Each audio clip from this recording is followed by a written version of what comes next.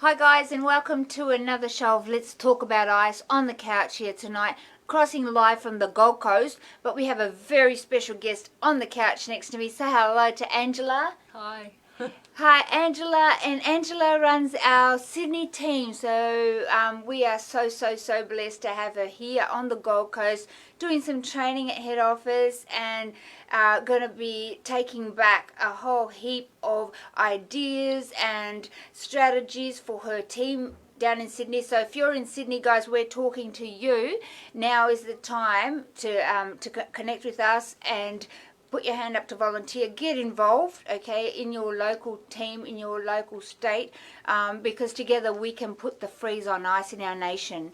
Yeah, so I look forward to chatting in a little while with Angela. She's got an incredible story, heart-wrenching, but a story, nevertheless, she's here to tell it to us in hope that we can educate and raise awareness about this drug ice. Yeah, you know, some people end up in jail, some people end up in mental health institutes, and others end up losing their lives from this drug.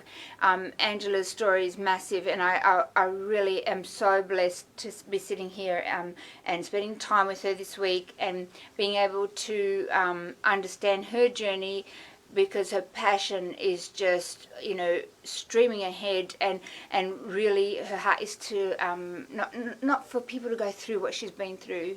Yeah, so I look forward to interviewing you, Angela, and us sharing that story with people out there in hope that it can make a difference and others don't pick up this drug. Yeah. But before we do that, just the two clips that were just played, guys, they're two of our corporate sponsors. So thank you to Mercer and Cooper, who have come on board with the Australian Anti-Ice campaign. Every property that they sell will be going towards educating, a portion of it will be going towards educating youth in their community. So did we want to play that live now, Brad? I'll air that now. Yep, Mercer Cooper. Yep.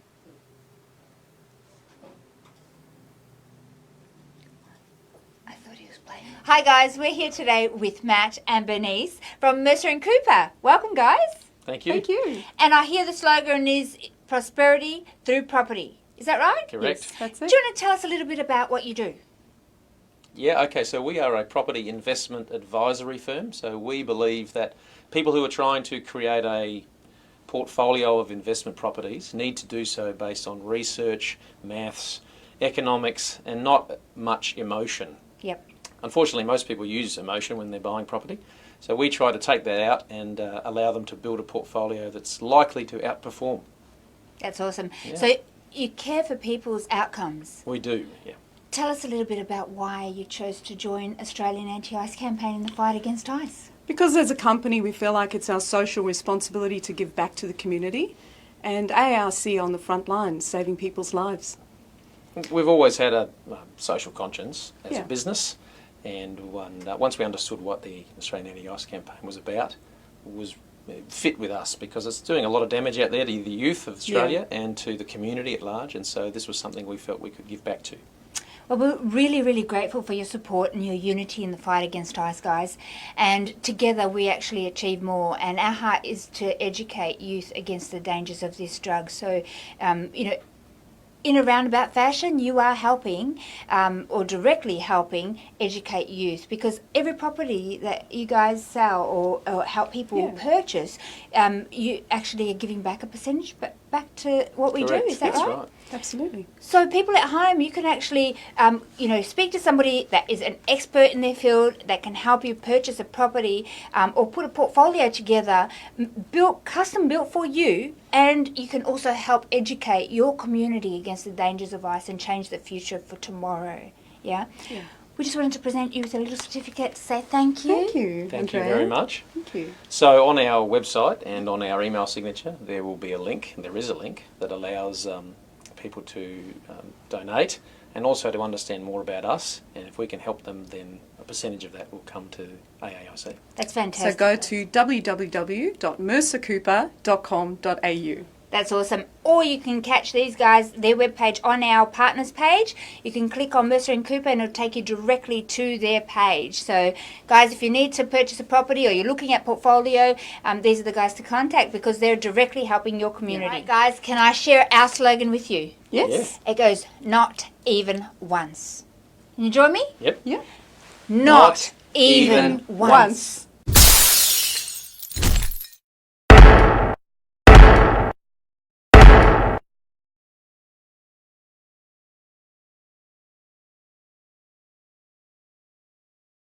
Thank you so much to Mercer and Cooper for their partnership this year and helping us put the freeze on ice and educating our kids, protecting them against the dangers of ice and other drugs. And I just want to honour the next trailer as well, Brent Boardman from Eagle Trailers, and they have supported us over this year to launch our Neo brand. So thank you, Brent, and his beautiful wife and the team for supporting Australian Anti-Ice Campaign and helping us to develop our Neo brand, which means not even once. All right, Brad, would you like to play that now? Check out Eagle Trailers and Campers for a great deal. Get $1,000 cash back on their massive range of campers and caravans. Built tough to withstand the harshest Australian conditions. Backed by a 7-year structural guarantee. Plus, a little birdie told me they've got easy finance.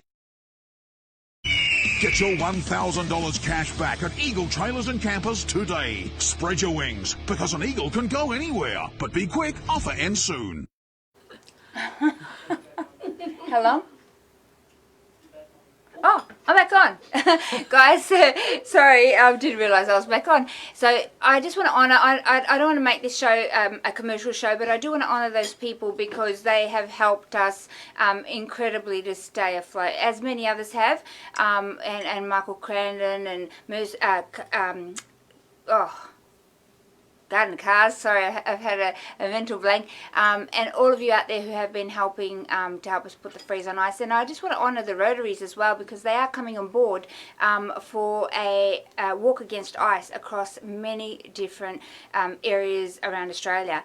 So they are partnering up with Australian Anti-Ice Campaign, and we are excited to announce that we are now having a walk on the Gold Coast. Yay! Finally, thank you to Harold Bush for stepping out and organising that with the local Rotaries, but we do have our Walk Against Ice happening in about 6 weeks time. That's the 15th of September, and that is going to be happening in Cairns, on the Gold Coast, in Innisfail, Bairnsdale in Victoria, and Madura in WA.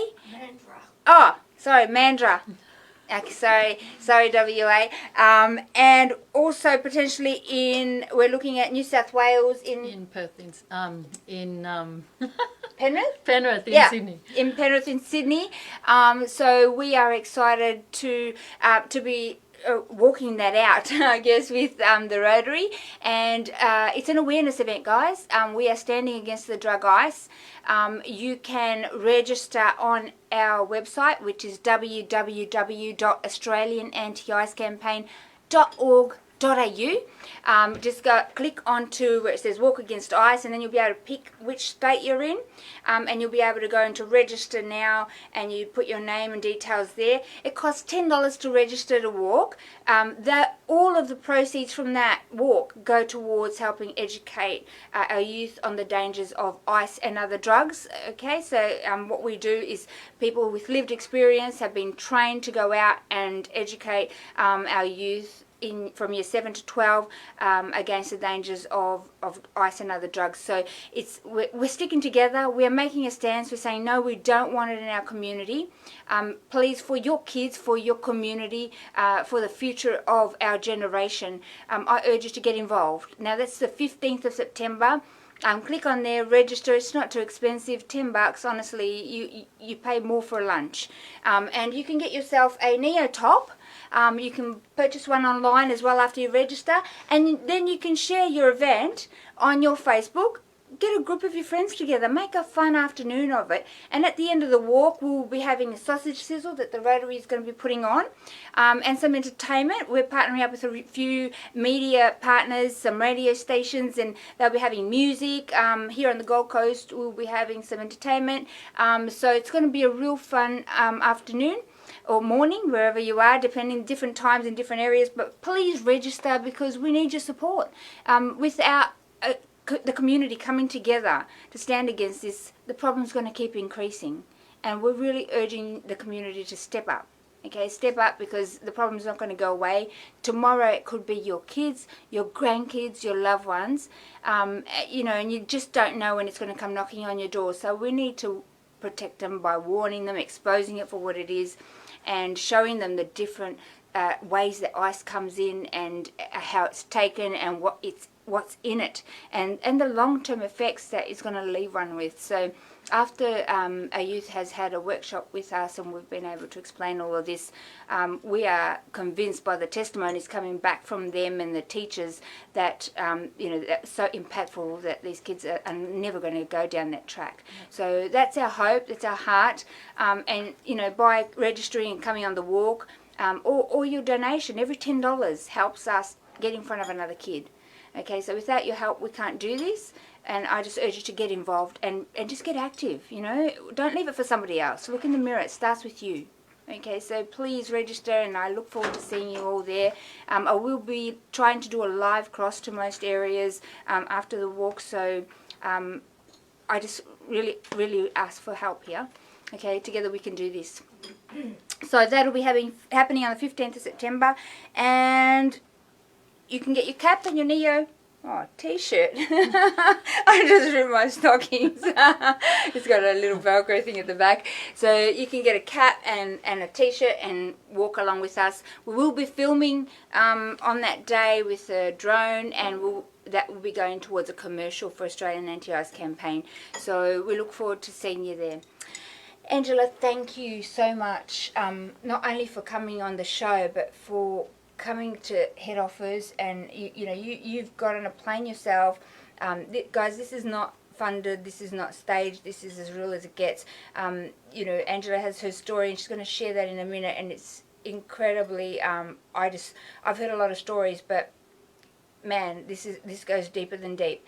And just that, you know, you've taken that step and got on a plane and come here and go, look, we're going to do this together. I need to get some tools, get trained, get my team equipped, and you know, to do this properly in Sydney. So thank you for that, and for your friendship. You're welcome. You know, I'm honoured to know you.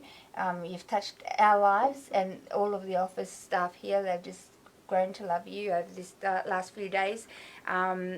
And I know that the people in Sydney are very blessed to have you as their state leader there, and to be leading the way there. Thank you. To help the next generation. So thank you. And we have to. Yeah. We have to. Yeah, definitely. Angela, I want to hear a little bit about, I don't know where to start, because your story is so massive. Yeah. But what prompted you to get involved? If you wanted to give a brief, and then we'll go back to the very beginning. Yeah. Well, I, like probably a lot of people out there, dabbled in ice as recreation, to try and forget the stresses of life, with my partner, and this continued on for about 4 years. Angela, how old were you when you embarked on that journey? Oh, I'd say probably... If it's not too rude to ask a lady her age. Not at all. Probably in my mid-40s. Okay. Yeah. And had you dabbled in drugs before? Oh, when I was a teenager, you know, in those teenage years, and mainly just marijuana. Okay. Yeah. And obviously, you know, you might have touched marijuana here and there, and that didn't kill you on the spot. No. What was your thought process when you you were introduced to the pipe? Yes. So it was through smoking ice. Yes. What was going on in here for you when you said yes to that pipe that day? I guess because my partner was habitual marijuana smoker. Yep. He'd been smoking for 30 years plus. He'd done ecstasy, he'd done pills, he'd done all of that sort of stuff, and I'd never met somebody like that before. Yeah. So yes, I did have questions for him at first when he suggested it, but because he had dabbled a lot, and he, in his own mind, felt that it's not going to hurt you. Yeah. Just give it a go. It's going to be a good party night. Yep. So, and because you love someone, you believe what they say. Yep. Even though maybe that little person in your subconscious there is saying, "Hang on," you know. But yeah, you don't think of that. Yeah. So yeah, you at the end of the day, you just want a good time. Yeah.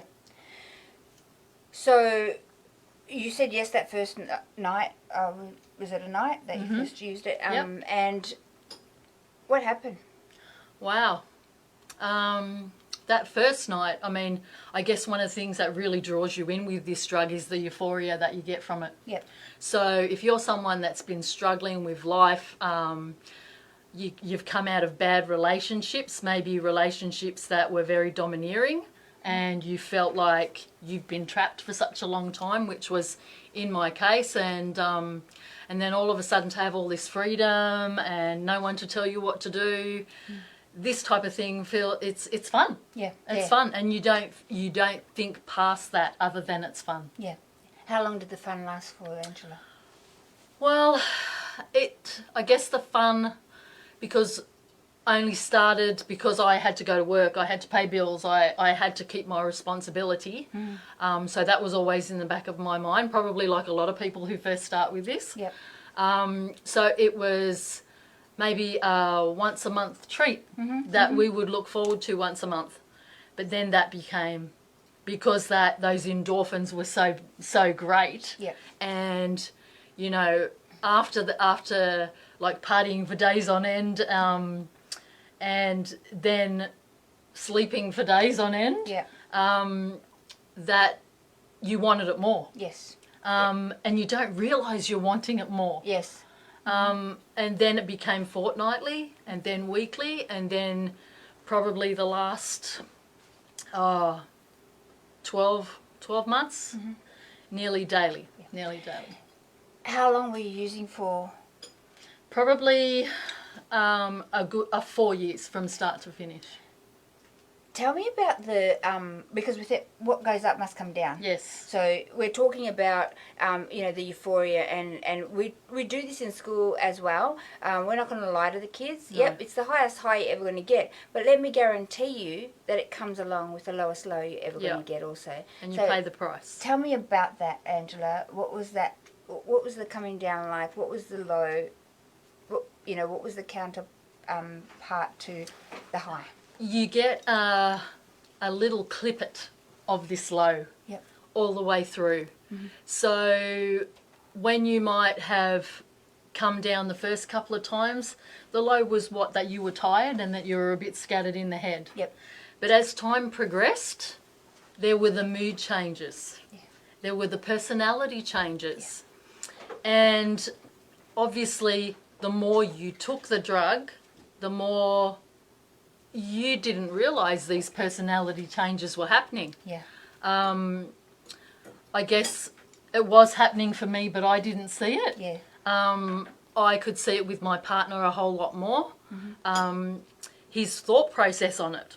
You know, I could turn around to him and say, look, we need to stop this because I can see how it's changing you. And I mean, for him it was, no, don't be silly. Yeah. I'm fine. Yeah. You know, I know if I'm having too much. Yeah. You know, that was his attitude. Yep. You know. We hear that a lot, Angela. A lot of people go, I don't have a problem. But their life is falling apart around them. Yeah. Yeah. Yeah. They think, I've got it under control though. And it's not until you sit down and go, what have I lost through having this drug? My job, my family, my friends, my money, my health. And they can actually evaluate the cost versus the benefits to using. That you realise that it's not bringing you anything good. And I think one of the scary parts is that we know it's wrong to do this, but we want that euphoria high. We know we don't want our family to know about it, Yeah. but yet we still do it. Yeah. You know, we know our family's going to be disappointed in us if they find out, but yet we still do it. Because we think we're at home, we're behind closed doors, nobody knows what goes on. Yeah. Yeah. What would you say is behind that? Oh, it's the pull of the euphoria. Yeah. It's the pull of the drug. Yeah, yeah. The hijacking, we call the hijacking of the frontal lobe. Your animal brain takes over and you just do whatever it takes to get the next hit. So, and you just keep going back again and again. And before you know it, it has you. You no longer take the drug, but it takes you on a journey to hell. You know, that's the best way I can describe it. So you started off recreationally. We don't believe in here in AARC. We don't believe in recreational ice use. There is no such thing. All drug taking has a negative consequence, but harm reduction for ice is like saying it's okay to take just a little bit of poison. It's all right. Yeah, as long as it's not a lot of poison. No, poison is okay. Yeah. Okay. We say not even once. It's abstinence. No poison is okay for anybody, not a child, not an adult. So we're not about harm reduction. And you're fooling yourself if you think that you can have it once a month and it's not doing damage, it's doing damage. And many times long-term damage that you can't take back, Angela, as we know. And people don't realise that until you step into that. You were filming today for our ebook. Thank you for doing that. Which, guys, we will be delivering that soon. The ebook is going to be sent out to everybody who subscribes to our mailing list. So if you haven't done that yet, please do click on our website, subscribe to our mailing list, and when it is ready, we will be sending that out, and it's a video ebook. And you will be able to share that with your family, your friends. It's got information about what ice does to the brain, what chemicals are in ice. And we were discussing that today. And you said, you didn't even know. No, and you know what? I probably didn't care. Yeah, I didn't know either. You know, I mean, before I took it, if the pipe came to me and it said, here, this has got Drano in it, it's got, you know, countertop cleaner and, you know, all of acetone, all the stuff that glass, you know, all of that, and have a puff, it'll make you feel good. I probably wouldn't have. Yeah. But it didn't come as a label. No. And that's what we want to give to our kids and the next person that hasn't been introduced to ice yet. We want to give them all that information, because I didn't know either. You know, and most people don't know, and people that manage to escape the entrapment of ice, which is very few. You don't come out unscarred, but very few get out. And I don't know anybody that has said to me, I knew what was in there and I didn't care. So I think if we had seen it firsthand and had seen the damage it was about to do in your life and leave you scarred with, we would have thought again. So the power of that testimony is incredible for the kids. Sydney, I urge you, get together with Angela, reach out and get your workshops booked into your schools, guys. Okay, it is absolutely powerful workshop, and the kids will remember it for the rest of their life, and they'll be able to draw on that, as the other schools have told us that the youth have been able to draw on that workshop in their other drug education they do within the schools. So it's been powerful. So Angela, so you started using every day. How was your life like? What was your family life like? Wow. I guess the more you use, the more you isolate yourself from family, because especially like for me, I didn't want them to know what was going on. Yeah. So you pull back from your family, and you tend to stay at home more. Or in my partner's case, I mean, he was out hunting it all the time. Yeah. And the people that you are around are the dealer, who was a user, and people that would meet up at his place all the time because they're on it as well. they become the friends, but they're not your friends. No, that's right. No. They're frenemies, as we call them. Yeah. Did your family, like you have children? Yes. Yes, I have and grandchildren. Your grandmother, wow, what a blessing. Did your children know what was going on? Your family know what was happening? I haven't truly asked them face to face whether they knew. I think towards the end they had a good idea because my relationship with my partner started to get very violent, and they knew that was out of the ordinary for him. Knowing the man he was when they first met him, and we were together for 10 years, knowing the man he was when they first met him, and gradually over time, because his personality changed. Look, if you've got kids out there, they're not stupid. They know something's not right. And when the violence started to happen, they put two and two together and asked me point blank what was going on. Yeah. And were you ashamed to tell them? Yes. Yes. Dinner. Were you... Is that when your turning point? Is that when you reached out for help, or what was it that triggered I think, you know what, even thinking about it now, I think even when the violence started, I was still in denial for myself to think that I had an addiction to this drug. Wow. It was easy for me to look at my partner and say, yes, you've got a problem. Yes. You're being violent. Like, he basically strangled me. Wow. And I having no one, well, the people I turned to were my children. Yeah. So they put one and one together. But still, I looked at myself as not having a problem. Wow. That he was the problem. Wow. So we all have to take responsibility in our own actions. And, That's right. and I guess I now take responsibility for my own actions, knowing that I was a willing participant in all of this. No one forced me to take it. Yeah. I wanted those happy party days. No one forced me to take it. But I didn't think long term. I didn't think of the consequences. And yes, I knew that I didn't want my children to find out. And that was always in the back of my mind. And that's probably why we stayed at home and partied at home. But when they came to visit, and over time, they must have seen a difference. They saw it in him. So, you know.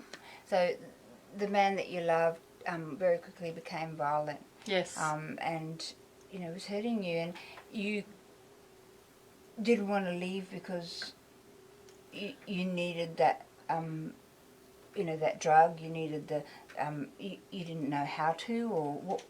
Why didn't you step out of that, Angela? I knew the good man he was. Okay, I knew that, and I truly believe not all people that take drugs are bad people. That's right. They make bad choices. And we make all of these choices for different reasons. He had come from a very troubled childhood, and because of the ongoing marijuana use for 30 years, it had taken its toll on him, and he had paranoia in that regard as well. He needed that to get up in the morning. He needed that to go to sleep. I've got to stop you there for 1 minute, and I hope you heard that, guys, the paranoia from marijuana.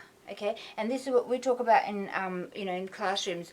Oh, but it's only a bit of pot. Well, long-term use of a bit of pot, to begin with, long-term use causes schizophrenia, paranoia, and health issues. But nowadays, they're even lacing marijuana with ice. You know, before it was with heroin and LSD, but now more so with ice because it's cheaper. And a lot of people think, oh, it's a plant grown from the ground. It's fine. That's right. But I'm glad you mentioned that paranoia. Because I know somebody personally that locked themselves in a room and lost it. Absolutely psychotic, you know, we're in psychosis from marijuana. And when you think that he is a man that's come through his childhood with issues, emotional issues that have not been dealt with, through being a teenager, turning to crime, because of all these emotional issues that haven't been dealt with, and he's using crime, he's using drugs to mask all of this, to get attention, the wrong attention, but attention. And that becomes a way of life. Yeah. Yeah? Yeah, I hear you. So what happened from there on? Okay, so when I met him, he had depression. Yeah. I guess, in a way, looking back now, I had my own depression, coming out of a long marriage, and being new into the world and dealing with my own problems. But his depression was different. He used drugs to not think about things, Yes. which I think was a little bit different for me. Yes. I just saw it as a party. Yeah. Because you think a lot. Because I still had responsibilities. Yeah. I had to go to work. Yes. I had to pay my bills. I had to get my food. I had to function. Yes. So for me, that was always in the back of my head that, no, I didn't want to get hooked on this or think I was getting hooked on this because I had responsibilities. Yep. And over time, I did start to see the decline in all of those responsibilities. Yes. But for him, he had me to look after him. And I was the enabler. Yes.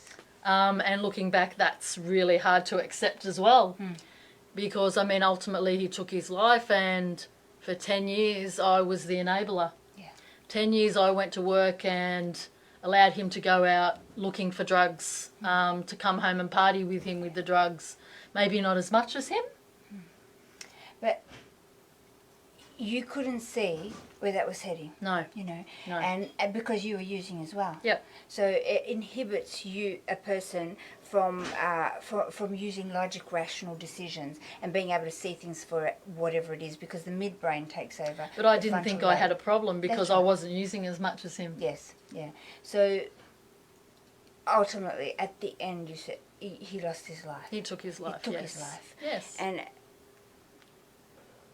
I mean, I can't begin to even imagine. You know, my partner, I left. You know, he still kept using, but I left that scene, and I said I can't be in that world anymore. But he didn't have a chance. No. You know, No. and I can't begin to even fathom what that might have been like for you. So you've got a double-sided, you know, sword, because you were there, you were using. Yep. So you have all the physical, mental, emotional, and spiritual destruction that was going on with Yep. you, as well as seeing the person you love lose their life. Yep. I was the I was a enabler. I'm not. Everybody has to take responsibility for their own actions. We know right from wrong. But yeah, he would ask me for money and I would give it to him. You know, we wouldn't have any food in the fridge and I would give him the last money to go out, because all I could think of was the party night I was going to have. Yeah. Yes, I knew there was going to be a struggle paying my rent and getting food, but did that matter at the time? No. No. It mattered 3 days later. Yes. But the thing with him was because he had that depression, because he had those underlying issues that he'd never dealt with, he'd never gone to counselling, he'd never dealt with any of that. The drugs were his crutch that he used. And because I was taking it as well, I had my own depression that I was dealing with and my issues, that he was giving me all of these signs that he needed help. Wow. And I didn't see it. Because you weren't present. Not when he took his life, no. Yeah. So, But you no, I weren't wasn't present mentally. That's you know, right. because you're not able to process logic, rational decisions. You're not able to see those things where a normal person, if you knew the signs and you could, you know, sit down and go, okay, something's not right here, and let's have a conversation. But ice takes you away from processing.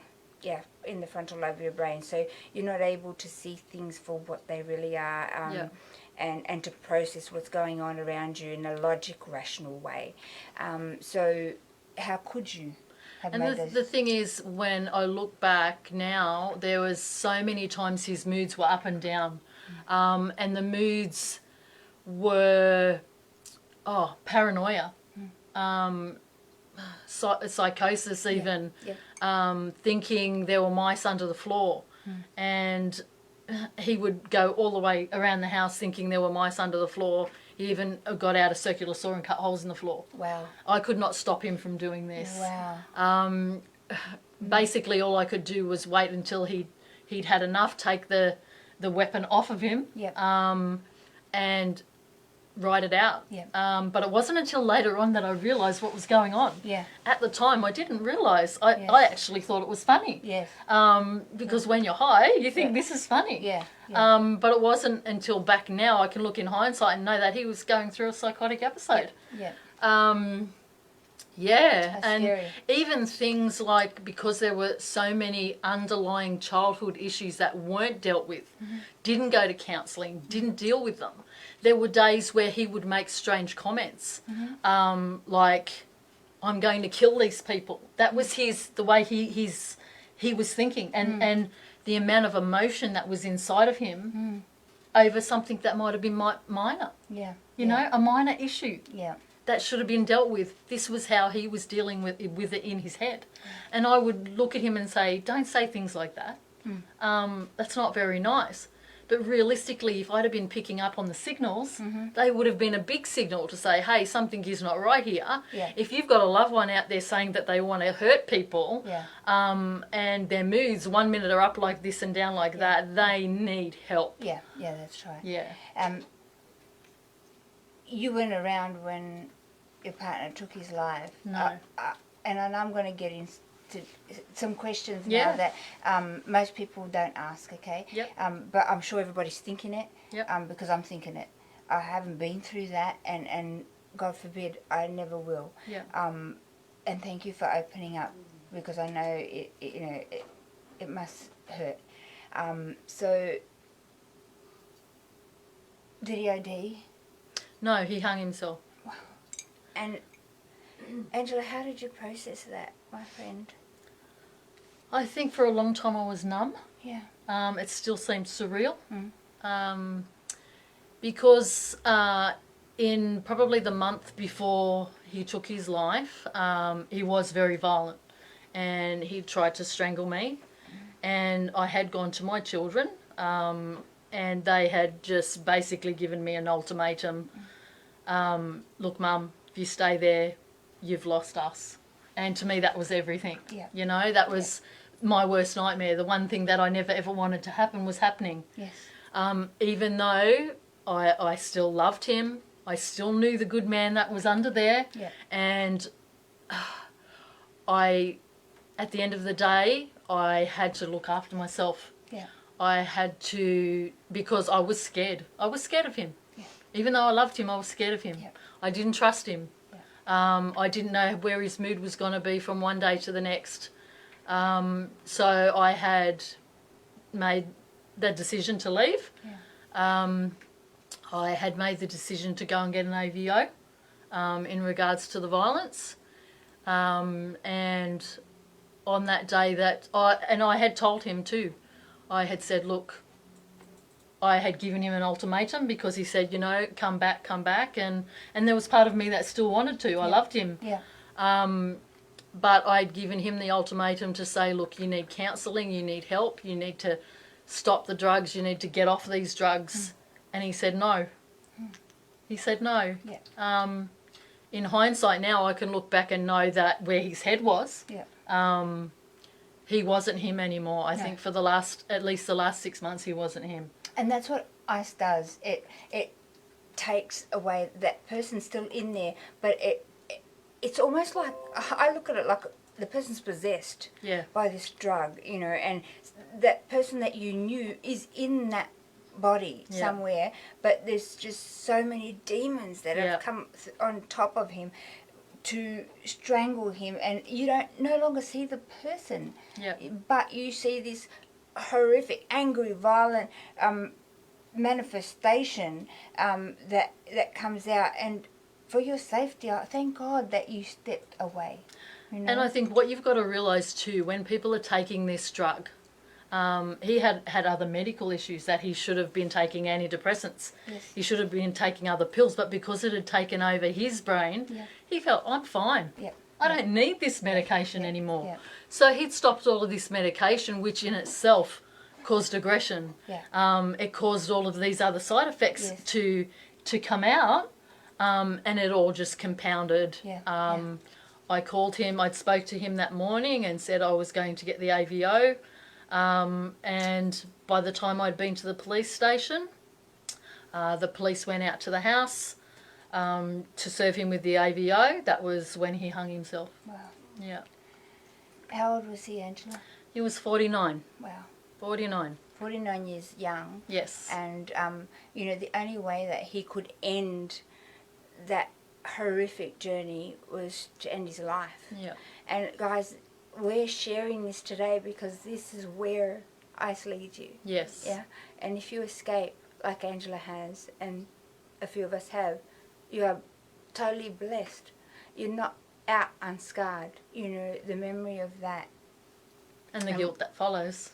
the processing that you have to go through, Yeah. you know, is incredible. Such a scar that, you know, you have to live with. And it's not your fault, Angela. No, you know no, that. I know that. You know, he has to take responsibility for his own actions, and, you know, you couldn't even see the signs. And it's sad to think that he felt that was his only way out. That was his only Yeah. way out. But Yeah. that is not the only way out. No. And, you know, if we're talking to you today and somebody sent you this clip, and you're using and you're thinking about, you know, maybe I can get out of this, you know, turntable that keeps going, spiraling down out of control and affecting my life in such a negative way. If we're talking to you, we urge you, please reach out for help before it's too late. Yeah. It's one split decision that can tip you over the edge, and you know, your whole life is affected. Your family, people that you leave behind, you know, you're worth more than that. You're Yes. worth a life worth living. Yes. You know, and I just wish, and like I said, you recalled, I wish that I would have been able to meet your partner and, Yeah. you know, clean and go, hey, let's get out of this mess, you know, and walked him into detox, and there he to rehab, and he would have been able to have the professional help that he you know, needed so desperately. You know, we didn't have an opportunity to do that, Angela, and you know, that's the way that it's panned out, but we have the opportunity to help others We do. out there today, you know, and Yep. that's why we do what we do, guys. We are all volunteers at Australian Anti-Ice Campaign. We work tirelessly to help people in addiction create pathways into recovery, but more importantly, stop people from ever picking up this drug in the first place. Yes. You know, we don't want to hear another end result like this. We don't want to feel that burden and pain that Angela's had to go through. You don't want to feel that. So if you're contemplating change, guys, please reach out to us. We want to help you. We want to help you make that step into recovery. We don't want to see you 6 foot under. Even if you're dealing with depression, Yeah. you know, drugs aren't the answer. No, absolutely not. Drugs It's just going are to not bring the more. answer. Because what happens, Angela, is that the dopamine stops being released when you touch ice, and the transporters and receptors in your brain stop working and producing dopamine, which is what makes us feel happy. Yeah. Okay, so when that is no longer present, not working anymore, depression kicks in, and you know, along with the other chemical imbalances, you know, anger, violence, and not being able to process, it's a downward spiral to hell. It really is.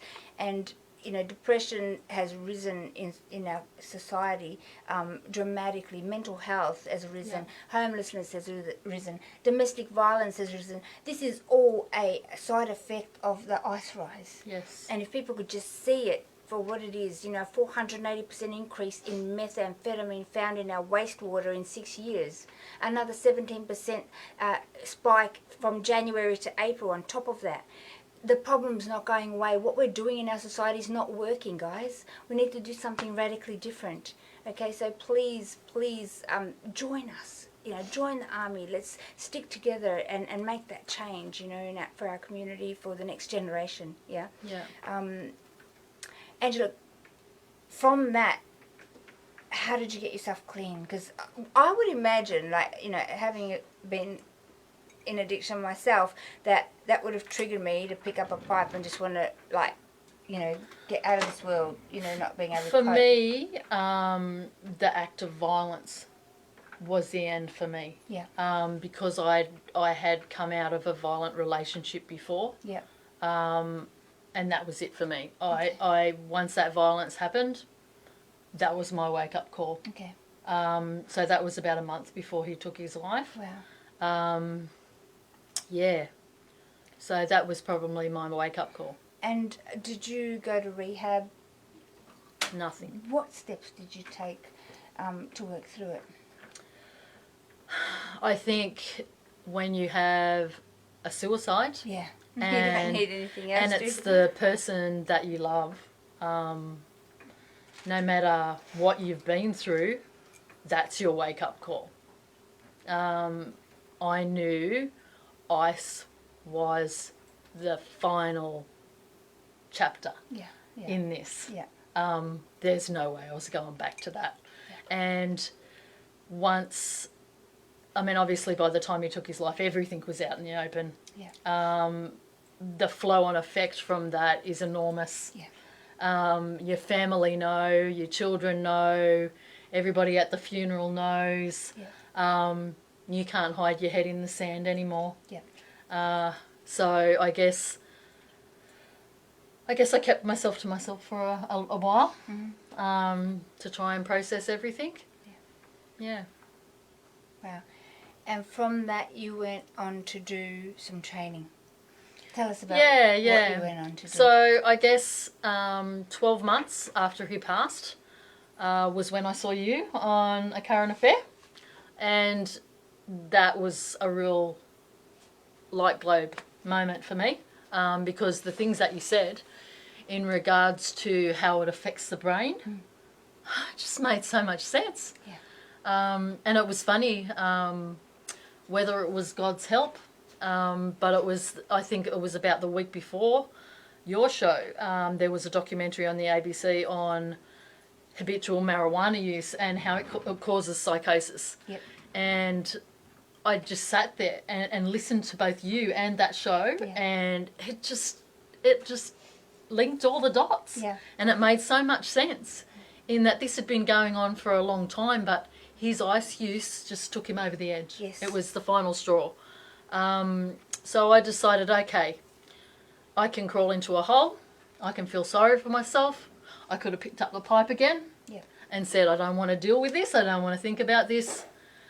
But I said, no, I am not going to let his passing be in vain. So, but I guess one of the main reasons was my guilt, Andrea. I had this massive guilt because I'd realised he'd been giving me so many signals over the years. You know, he would say things like, I'm going to kill myself. And I'd say, don't be silly, don't talk like that. So that was a big wake-up call for me too, in that he'd been giving me so many signals and I didn't know they were signals. Yeah. So my mission now is to make sure that I get out there, and I've trained myself to be a mental health first aid instructor. So my mission now is to get out there and train as many people as I can. Everybody needs to learn this. They do. Yeah. How to know the signs and the signals of depression and anxiety, and if you're thinking about suicide. That's awesome. What's the name of your business? AMB Training Solutions. Awesome. And how can people contact you to have some of that training? Yeah. Through the Mental Health First Aid Australia website. Yes. You can go that way, because we're all over Australia. That's awesome. Obviously, I'm in the Illawarra in New South Wales, and you can go onto my website as well. Yep. ambtrainingsolutions.com.au. That's fantastic. That's brilliant that you're doing that, because it's so much needed out there, and I can't wait till you can come around to the different teams around Australia with AARC growing, that, you know, we can provide training for different states as well along the way, because I think it's invaluable, Angela. and you've got a real passion for it and a reason Yes. bigger than yourself, than just a business, because you have a heart to really equip people with that knowledge. Yeah. And alongside that, you're growing the team in Sydney, and getting them ready to hopefully go on the walk against ice, and Yes. which will help equip your team with some laptops. Guys, we're looking for some laptops and some office space for the Sydney team. We've got a team of about 8 people there already. Yes.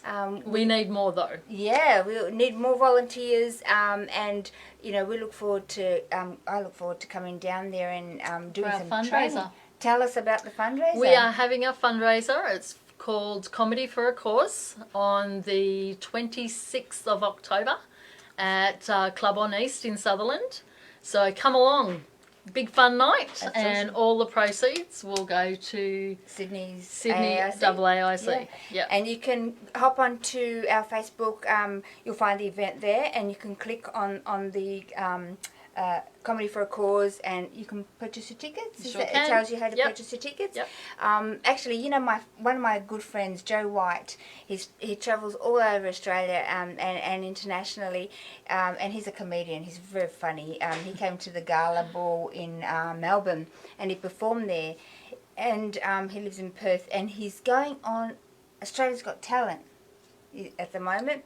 So Joe White, if you're hearing this and you're in Sydney at that time, would love to see you at the Comedy for a Cause. You're probably performing there. Wouldn't it be so funny? So I'm looking forward to going down to Sydney for that event, meeting the rest of the team and staying on and doing some training with the team, getting them equipped to go into the schools. They're currently doing their dual diagnosis training, Yes. I believe. Yes. And they've had your training as well, first aid, mental health first aid, and they will be doing induction with me and getting their blue cards and getting them ready to integrate their personal story with an evidence-based practice presentation and to hold a workshop with these youth. Yeah. So we are really pumped and excited to bring Australian Anti-Ice campaign to Sydney. Yes. And Sydney, stand up. Come on, you are the working capital of Australia. Get up and let's make this happen, guys. Yep. We reach need out. your help. We're looking for officers Officers, Yep. definitely. and some laptops and some corporate funding. If you are a corporate and you have a business, there is corporate responsibility that we have to give back to community. Think about what's the biggest problem in society today. You ask any parent, what are you most afraid of? And ice is up there on the list.